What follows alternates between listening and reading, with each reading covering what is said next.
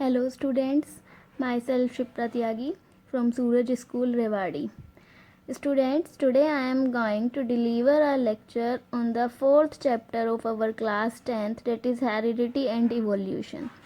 Students, I already discussed about this chapter in my two videos. In my first video, I already discussed about the terminology of heredity which was used by Mendel, and about the Mendel's monohybrid and dihybrid cross.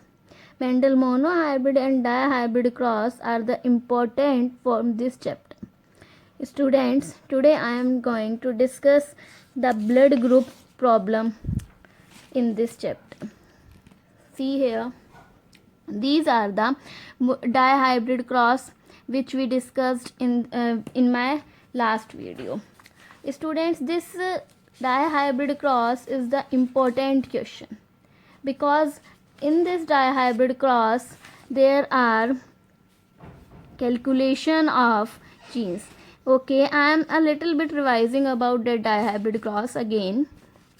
Mendel's dihybrid cross मतलब die का मतलब है दो character को लेके cross करेगा. Suppose दो character ले लिए, प्लांट की हाइट और प्लांट की सीड की शेप, दो ले लिए. देखो कैसे करना है, पेरेंट्स लिख लो, पहले प्योर लिख लो मेल में, ऐसे ही प्योर लिख लो फीमेल में. बेटा प्योर होता है कि या तो दोनों कैपिटल रहेंगे या फिर दोनों स्मॉल रहेंगे.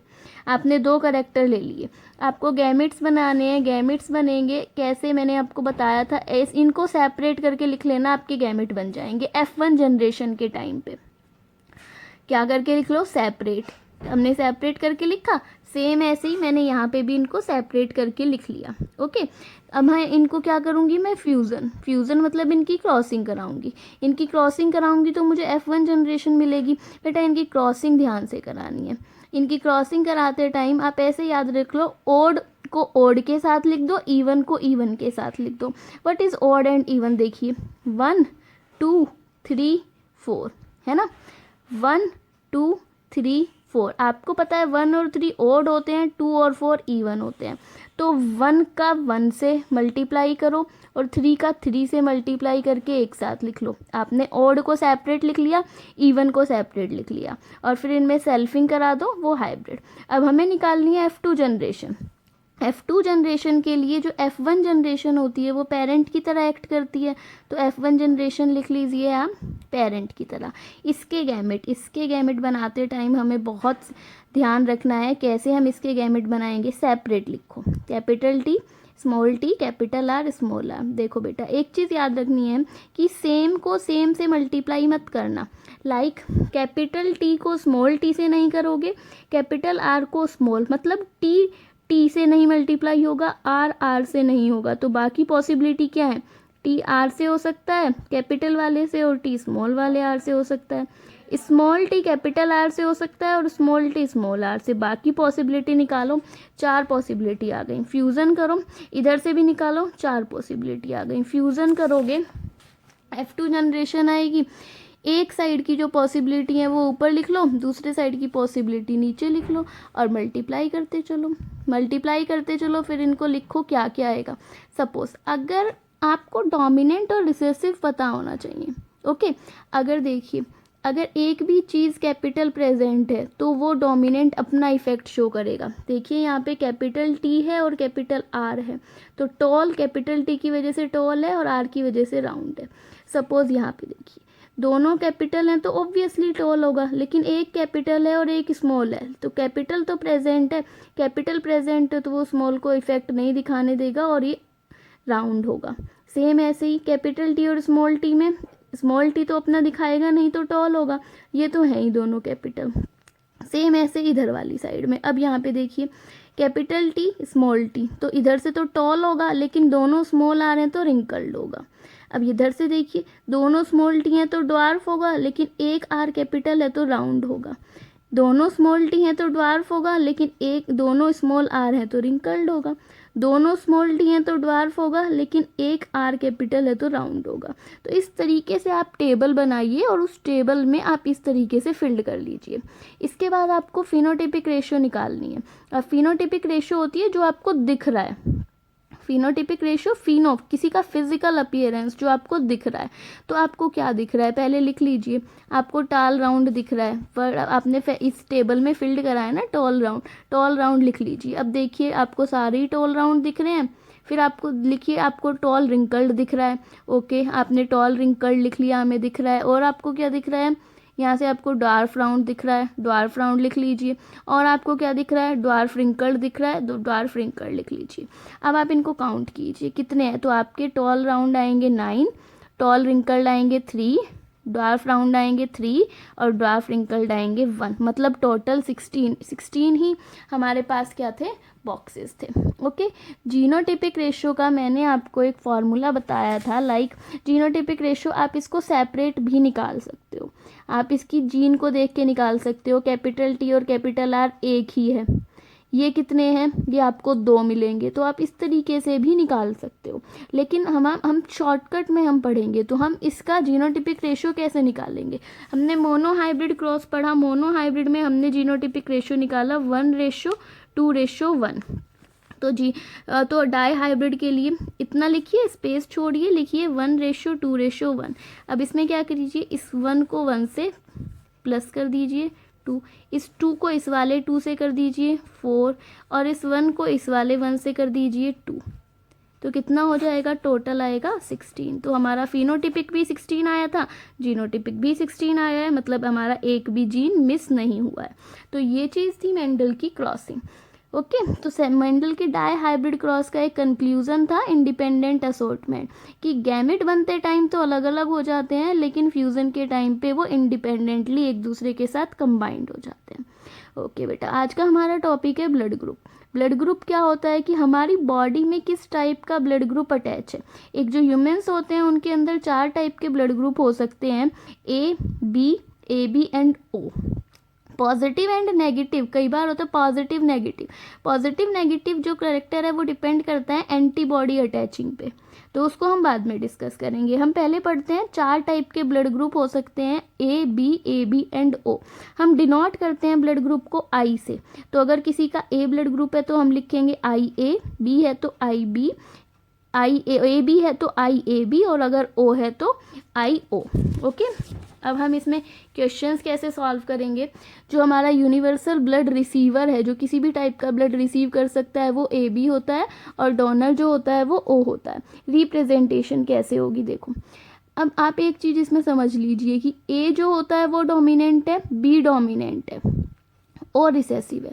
अगर किसी का ए ब्लड ग्रुप है तो वो आई, इसमें हम 2 के साथ लिखते हैं। ब्लड ग्रुप हमेशा डबल आई के साथ लिखा जाता है, सिंगल के साथ नहीं लिखा जाता है। अगर ब्लड ग्रुप ए है तो आई ए, और हम एक तो मैं ऐसे लिख सकती हूँ, दूसरा मैं आई ए और आई ओ। देखो मैंने वही बताया, ए डोमिनेंट है और ओ तो रिसेसिव है। मैं उसका चेक करूँगी तो मैंने तो उसका फिनोटिपिक चेक कर लिया, तो मुझे उसका ए दिखेगा, लेकिन हो सकता है उसके अंदर ओ का भी जीन प्रेजेंट हो और वो ओ का जीन रिसेसिव कंडीशन में हो, ये भी पॉसिबिलिटी हो सकती है। तो आई ए वाले ब्लड ग्रुप की इंसान की 2 पॉसिबिलिटीज़ हो सकती है, या तो वो प्योरली ए हो सकता है, या फिर वो आई ए और आई ओ के साथ हो सकता है। सेम ऐसे ही बी, क्योंकि बी भी डोमिनेंट है, तो या तो कम्प्लीटली प्योरली भी हो सकता है, या फिर दोनों पॉसिबिलिटी के साथ। ए बी ब्लड ग्रुप, ए और बी, इसमें इस टाइप की 2 पॉसिबिलिटी नहीं मिलेंगी। ब्लड ग्रुप ओ को हम इस तरीके से डिनोट करेंगे। ओके, एक क्वेश्चन से डिस्कस कर लेते हैं। एक मैन है, उसका ब्लड ग्रुप ए है, वो मैरी करता है एक वुमेन से जिसका ब्लड ग्रुप है ओ। तो हमसे उसके बच्चों का ब्लड ग्रुप पूछा गया है, उसके बच्चों का ब्लड ग्रुप बताओ क्या होगा। मैन है, उसका ब्लड ग्रुप ए है, तो देखो ए ब्लड ग्रुप है तो पॉसिबिलिटी क्या है, या तो वो आई ए, या तो वो प्योरली ए है, या फिर वो आई ए और आई ओ के साथ है। वोमेन ओ है तो वोमेन में तो ए की कंडीशन बनती है ना। तो अब देखिए हमारे पास 2 केस बन जाएंगे बेटा, एक तो इसको मैं इसके साथ करूँगी, आई कम्प्लीटली ए वाले को कम्प्लीटली ओ के साथ, और फिर दूसरे वाले को इसके साथ। तो फर्स्ट केस में मैंने ले लिया आई ए और आई ओ वाला ग्रुप, और आई ओ और आई ओ। गैमेट, वही गैमेट बनाते टाइम इनको सेपरेट करके आप लिख सकते हैं, तो आपने इनको सेपरेट करके लिखा। उसके बाद क्या बनता है, फ्यूज़न कर लो इनका। फ्यूज़न कर लिया हमने मेंडल्स के अकॉर्डिंग ही। ये जो IA और IO था इसको मैंने एक साइड लिख लिया, IO वाले को एक साइड। मल्टीप्लाई करो, IA और IO को मल्टीप्लाई करूँगी तो IA और IO, इसमें दोनों ही O हैं, इसमें A और O है, इसमें दोनों ही O है। तो A और O जहाँ है वहाँ तो A रहेगा, जहाँ O है वहाँ O ही रहेगा, जहाँ A और O है वहाँ A रहेगा, जहाँ O है वहाँ O रहेगा। तो देखो 4 में से 50%, 2 तो मतलब A है, 2 O है, तो मतलब 50% जो है वो तो A ब्लड ग्रुप की पॉसिबिलिटी है।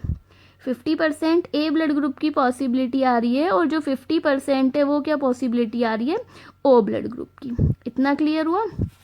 हम एक और डिस्कस करते हैं इसका सेकंड केस। इसका सेकंड केस क्या होता है कि या तो प्योरली A है और ये प्योरली O है, तो गैमेट बनाते टाइम तो सेपरेट लिख लो, और वही मेंडल की तरह इस तरीके से बॉक्स बना लो। इस वाले को इस एक साइड लिख लो, O वाले को एक साइड।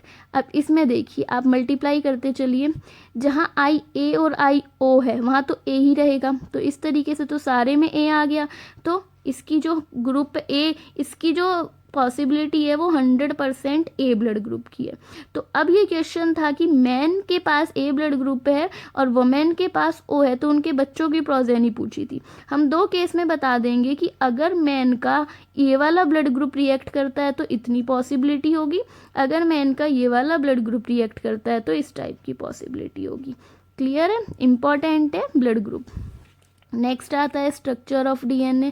DNA जो होता है वो डीऑक्सीराइबो न्यूक्लिक एसिड है, जेनेटिक मटेरियल है हमारी बॉडी का। 3 कंपोनेंट मेन होते हैं DNA को बनाने के लिए, sugar, phosphate group and nitrogen base. Sugar जो होती है DNA में डीऑक्सीराइबोज होती है, RNA में राइबोज होती है। फॉस्फेट ग्रुप जो होता है, फॉस्फेट ग्रुप फॉस्फोरस ही होता है, ये अटैच होता है शुगर के साथ। दूसरा नाइट्रोजन बेस। बेटा नाइट्रोजन बेस जो होते हैं वो 2 टाइप के हो सकते हैं, प्यूरीन एंड पायरामिडीन। टोटल हमारे DNA में 4 टाइप के, टोटल हमारे DNA में 4 नाइट्रोजन बेस होते हैं, 2 प्यूरीन एंड 2 पायरिमिडीन।